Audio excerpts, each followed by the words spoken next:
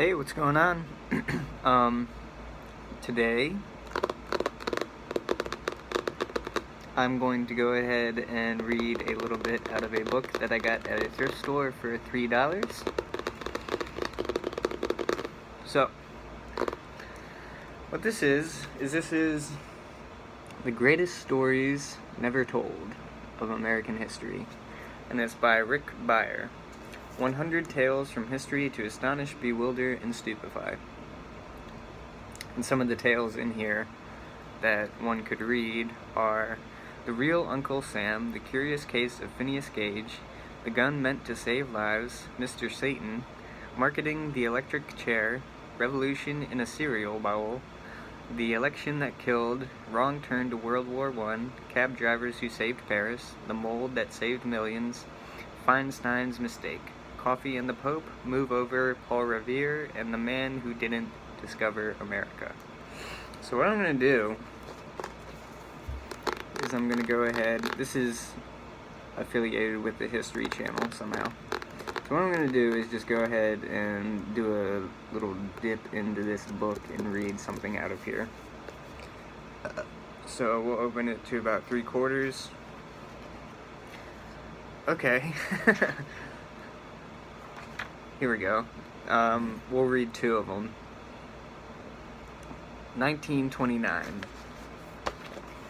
Gunfighter Golden Years. Okay, let's see what this is about. The unlikely final days of 2 real-life Western heroes. On page 164 of The Greatest Stories Never Told by Rick Beyer. Wyatt Earp and Bat Masterson, legendary lawmen of the Old West. Masterson, the mild-mannered Dodge City sheriff, was said to have killed 26 men before he turned 30. Earp, his one-time deputy, achieved undying fame after the gunfight at the OK Corral. They walked tall, shot fast, and each earned himself a reputation that soon became enshrined in myth and legend. And then they rode off into the sunset, right? Truth is, both men outlived the Wild West by many years. After years in Alaska, Wyatt Earp headed to Hollywood and spent his last days in showbiz. He became great friends with early Western star William Hart and spent hours teaching him how to quick draw before dying in 1929.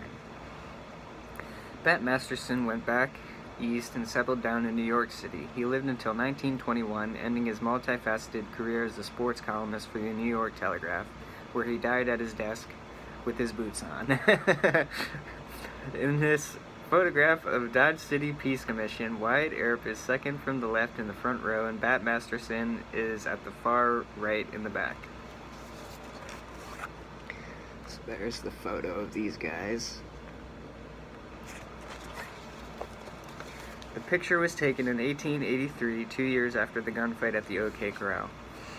One of the people whom Wyatt Earp befriended in Hollywood was a young propman named Marion Morrison, who as an actor took the name John Wayne. Wayne later said he based his portrayal of Western lawmen on his conversations with Earp. In later years, Masterson became good friends with President Theodore Roosevelt and visited him numerous times in the White House. Alright. This would be 1930. The Search for Planet X. Okay, so what we got here is a Nibiru kind of reference or something. The Search for Planet X. Meet the farmhand who helped map the solar system. Or just mapping the solar system. In 1928, Clyde Tombaugh was working on his father's farm in Kansas. In love with the night sky, he built a telescope using parts from a cream separator his dad's 1910 Buick. He made drawings of the planets and sent them to Lowell Observatory in Arizona. Even though he had only a high school diploma, the observatory offered him a job. There he was put to work searching for a planet that might not even exist. The founder of the observatory, Percival Lowell, had spent years searching for an unseen planet X that he believed was affecting the orbit of Neptune. After he died, he left money for the search to continue. Many astronomers were skeptical. If there were any more planets to be found, said one, they would have been found by now.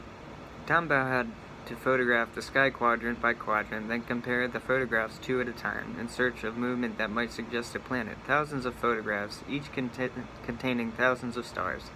It was grinding work. On February 18th, 1930, he saw a dim speck move slightly as he switched between two photographs.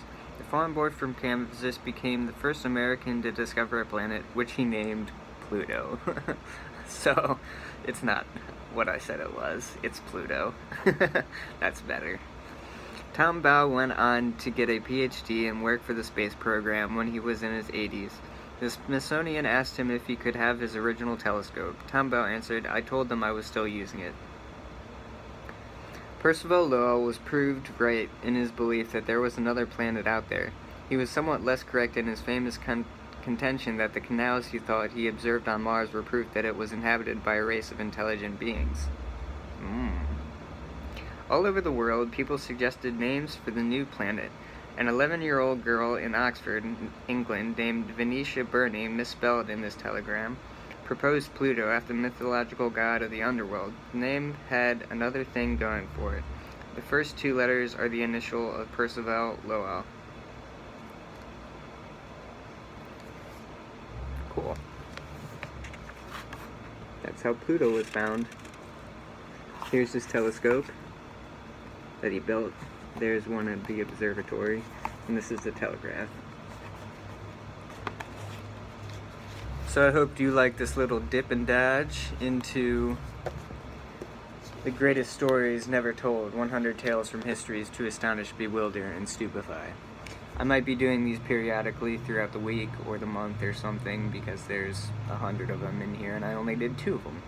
I did a couple of others back in the day, I think around like January or maybe February.